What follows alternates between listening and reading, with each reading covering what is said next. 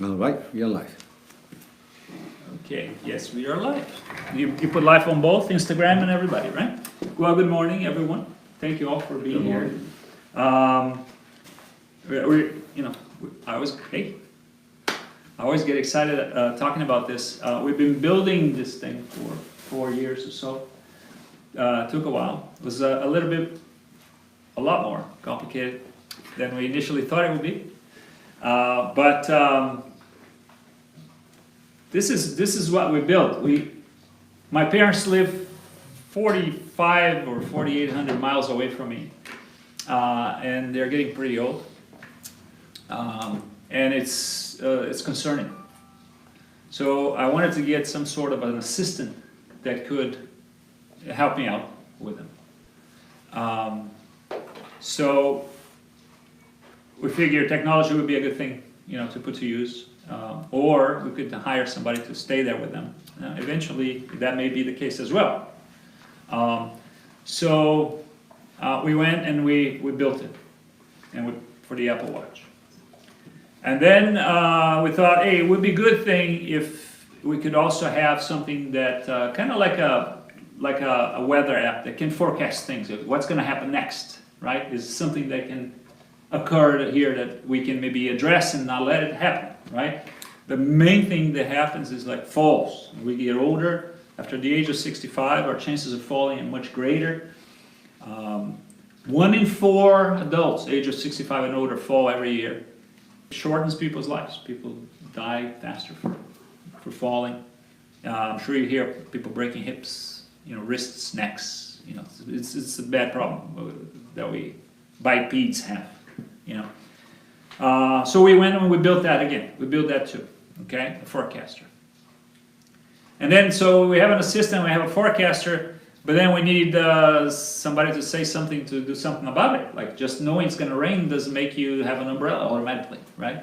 You can go out and say, yeah, I know it's going to rain, but I'm going to get wet anyway.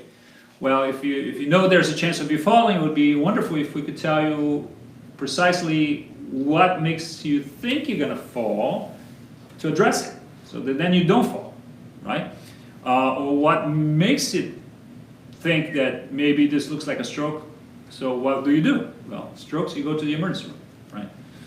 So it would be good to build a coach, so we built that too. So basically we have an assistant, a forecaster, and a coach. And we squeeze it all inside of the Apple Watch, okay? And we call it Finch.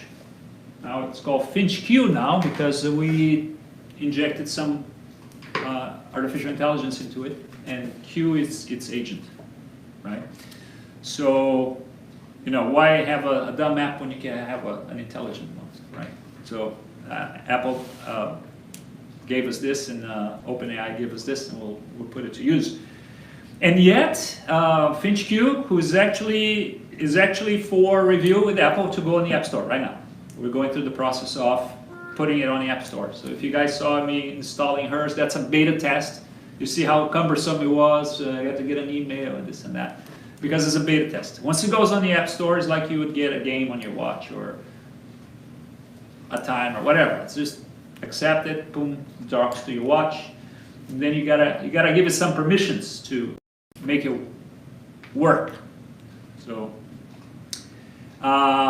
it'll be easy once it's in the App Store. So my parents don't understand technology, so it has to be something that you set it and forget it. Like I would have to set it for them probably because they don't even speak English, first of all. So I'll set it and forget it. But once it's set, it kind of does everything for you on the background. You don't have to worry much about it, right? You're like, well,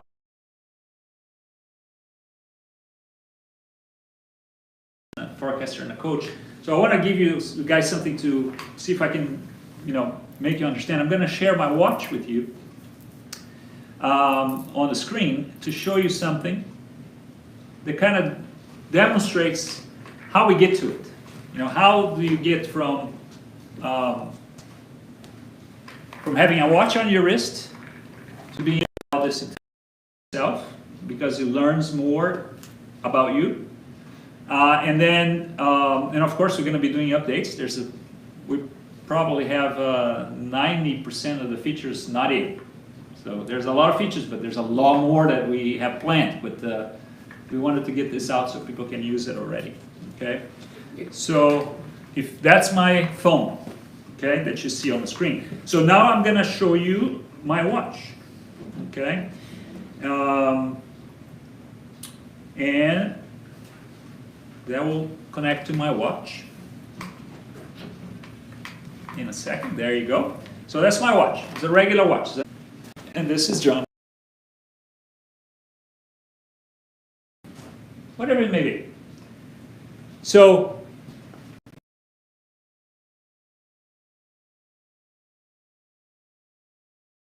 system do what humans do, which is if I tell you someone is coming across the street over there and they look like they're in pain because they're walking differently.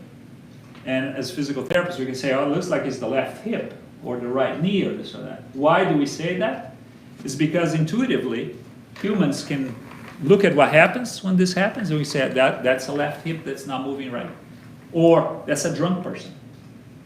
Or that's a very weak person. Or there's a very healthy athletic person. We all know these things. If I tell you someone walks in here like drunk, you can imagine already how a drunk walks, right? We already know those things intuitively. But the reason why we know is because all our movements, posture and movements, have features to it. If I'm standing like this right here,